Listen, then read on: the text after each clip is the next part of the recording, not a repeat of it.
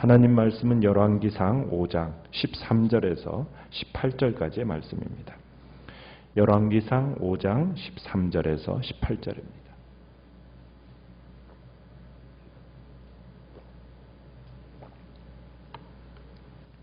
열왕기상 5장 13절입니다.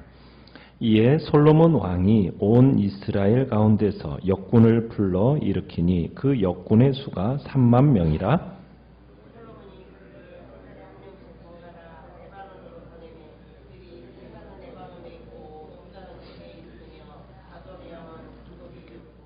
솔로몬에게 또 짐꾼이 7만 명이요 산에서 돌을 뜨는 자가 8만 명이며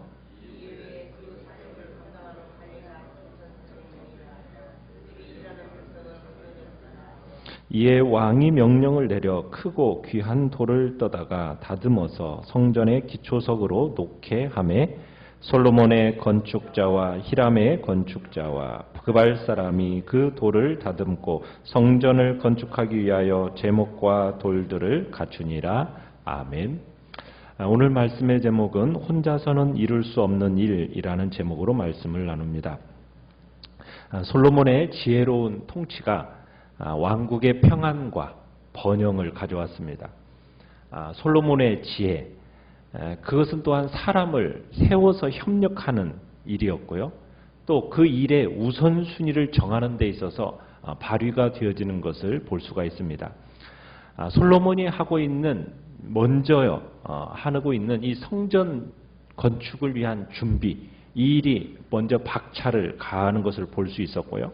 여기서 이제 솔로몬이 성전을 건축하게 될 거라는 이 사명을 잊지 않고 있다라는 사실을 우리는 보게 됩니다. 나라가 부강해지고 나라가 강성해질 때 어떻게 보면 사람은 부강함과 번성에만 몰두하기가 쉽습니다. 그러나 그 일에만 매달리지 않고 지금 솔로몬은 자신의 사명이 무엇인지를 분명히 기억하면서 이 성전 건축을 준비하고 있는 겁니다. 성전 공사를 위해서 자기의 지혜를 총동원해서 엄청난 물자와 또 인력을 투입을 하게 됩니다. 하나님 앞에서 그 어떤 일보다도 이 성전 건축을 가장 중요하게 여겼다라는 것을 우리가 다시 한번 확인할 수 있는 겁니다. 솔로몬은 뛰어난 외교력도 가졌지만 그뿐만이 아니라 이 내정에도 밝았다라는 것을 볼 수가 있습니다.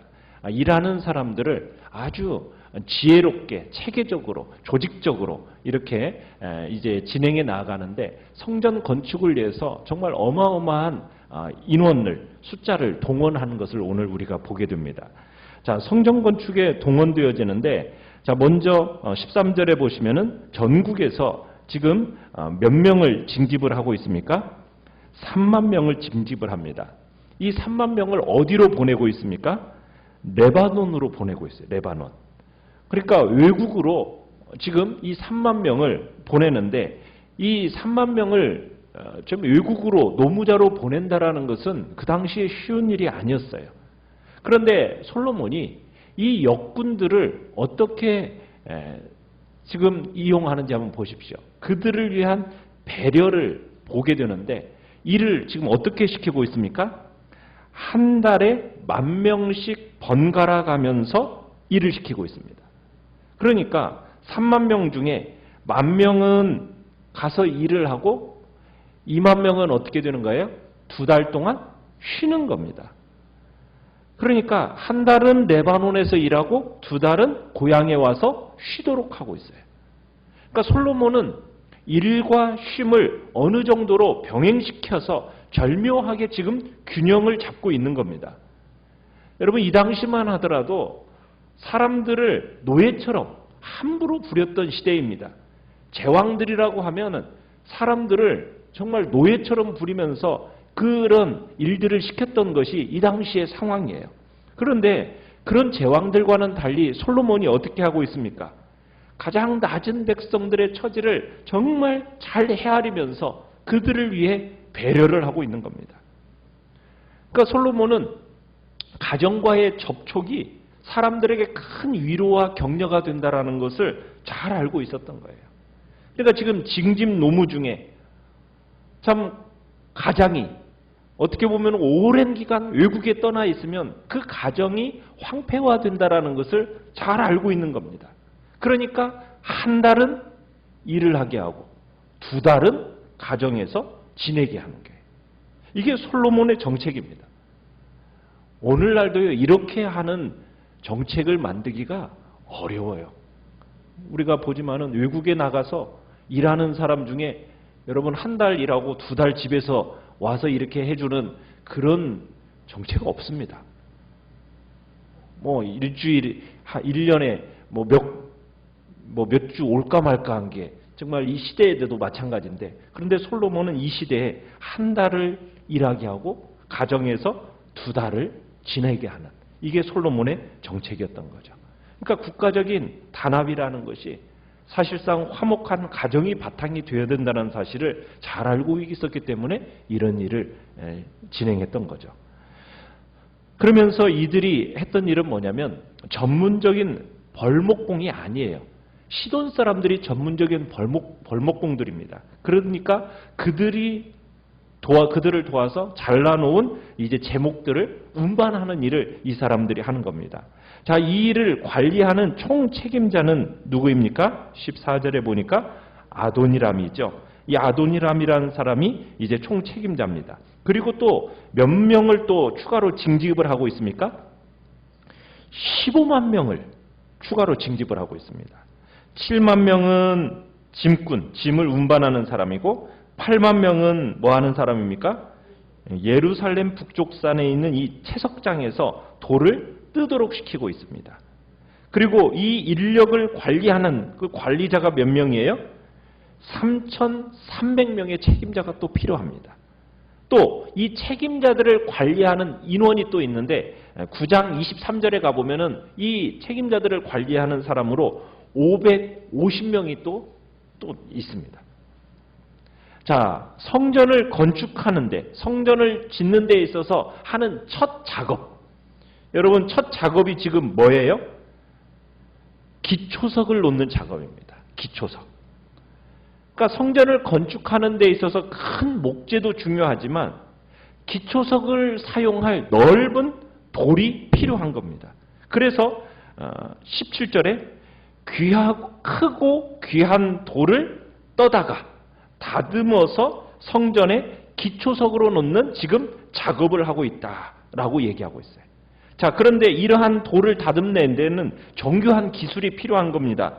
그래서 이 성전 건축에 사용될 이 돌과 나무에 대해서 마무리 작업은 누가 하고 있습니까? 18절에 보니까 솔로몬의 기술자들, 히람의 기술자들, 건축자들, 그리고 그발 사람들이 그 일을 하고 있습니다. 그래서 이 성전 기초석이 놓여지는데, 이 성전 기초석이 어디에 놓여집니까? 역대하 3장 1절에 가보면은 모리아산에 놓여집니다.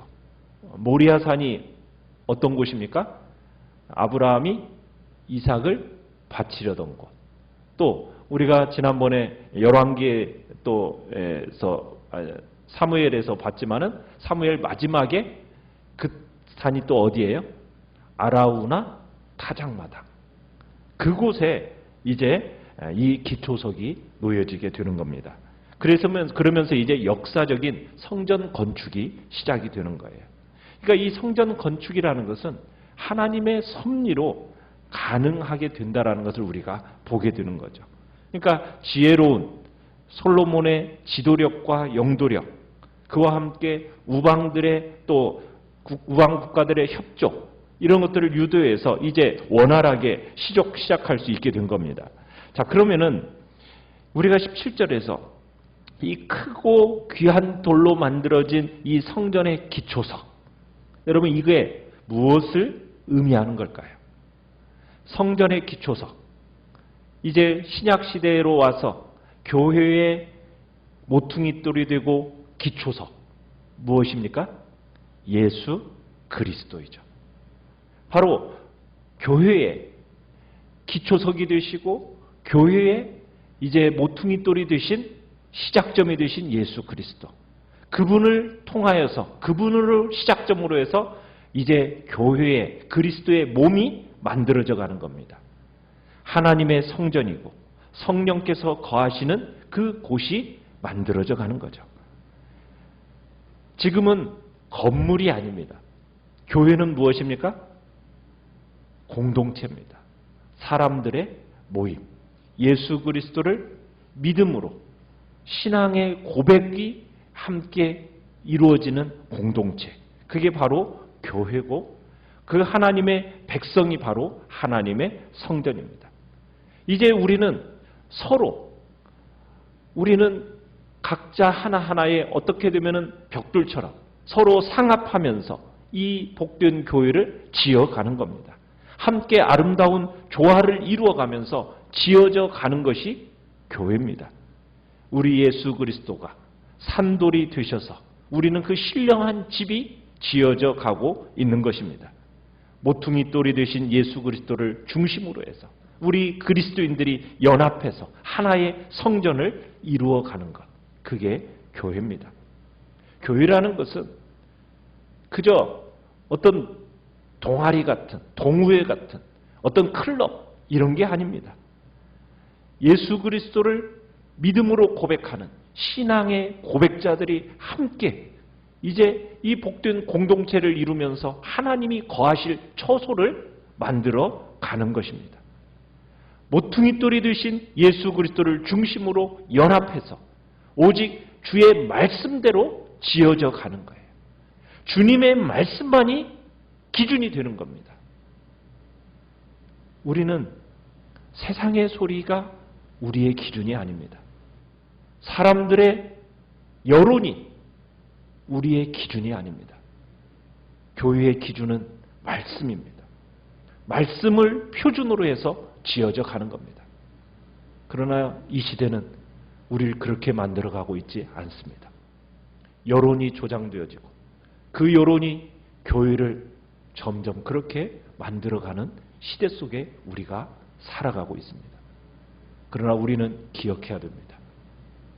모퉁이 돌이 되신 예수 그리스도, 성전의 기초석이 되신 예수 그리스도를 중심으로 해서 우리는 그 복된 공동체 그리고 기준은 말씀이 표준이 되어서 지어져 간다라는 것.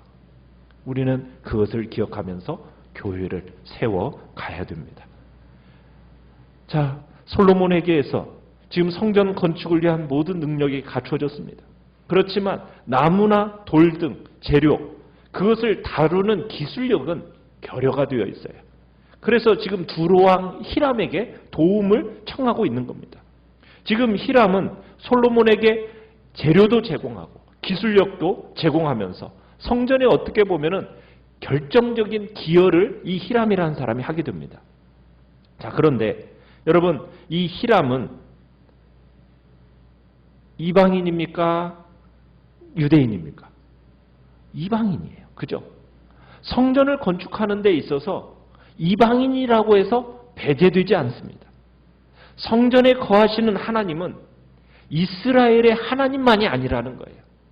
성전에 거하시는 하나님은 모든 이방인들의 하나님도 되신다라는 것을 우리에게 보여주고 있는 겁니다. 온 인류의 하나님이시오. 그러기에 솔로몬은 이 성전을 건축하는 데 있어서 포용적인 입장을 취하고 있는 겁니다. 지금 여기서 보면은 18절에 솔로몬의 건축자들만이 아니에요.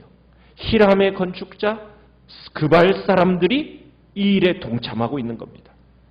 우리는 종교적인 배타주의를 가져서는 안 됩니다. 우리만 있고 다른 사람들은 다 없애야 된다라는 그런 종교적인 배타주의를 가지고 우리는 이 땅을 살아가는 사람이 아니라는 거예요. 그렇게 하면 사회적인 갈등을 유발하게 됩니다. 우리는 하나님의 일을 한다고 하면서 하나님의 일을, 하나님을 믿지 않는 사람들은 여기에 참여하면 안 돼. 우리는 그렇게 배타적으로 사람들을 자르는 그런 일을 해서는 안 돼요. 보통은 그런 일을 굉장히 꺼려하는 경향들도 있습니다. 어떻게 하나님의 거룩한 일을 함에 있어서 믿지 않는 사람이 동참해서 그 일이 오염되게 만드느냐? 아니라는 겁니다. 믿지 않는 사람이라 할지라도 그 일에 동참할 수 있도록 우리는 포용적인 입장을 가지는 것이 또한 우리의 마음이 되어야 된다는 거예요. 그들도 구원받아야 할 하나님의 백성들이요.